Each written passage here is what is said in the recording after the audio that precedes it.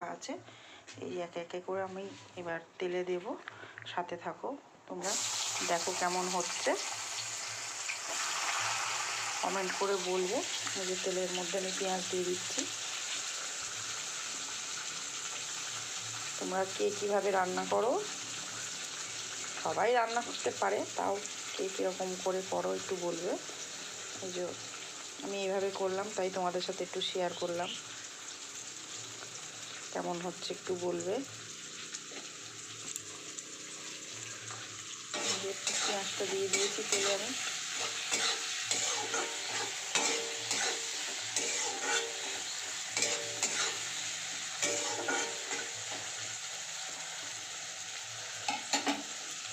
পেঁয়াজটা একটু হালকা হালকা লাল হলে আমি টমেটো কুচিটা দিয়ে দেবো। টমেটো কুচিটা দিয়ে দিলাম, পেঁয়াজটা একটু লাল লাল হয়ে গেছে, আমি একটু টমেটো কুচিটা দিয়ে দিলাম। টমেটো কুচিটা দিয়েছি, একটুখানি লাল লাল হলে আমি এরপরে মশলা দেব, সাথে থাকো। মশলা দিয়ে দিলাম,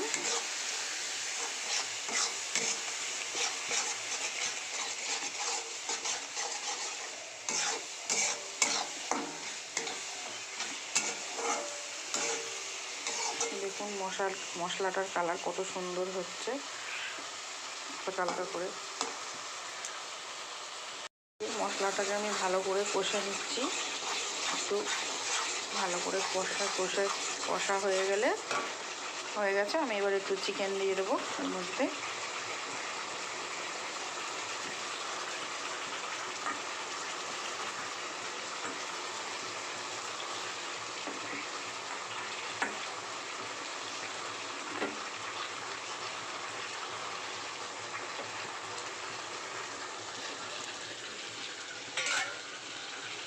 যে চিকেনটা দিয়ে এবার কষবো।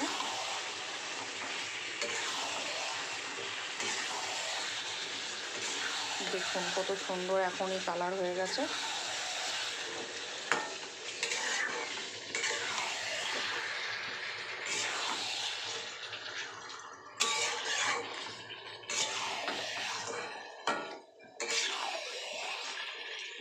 আমি এটাকে ভালো করে কষে নিই, তারপরে আলু দিয়ে দেব।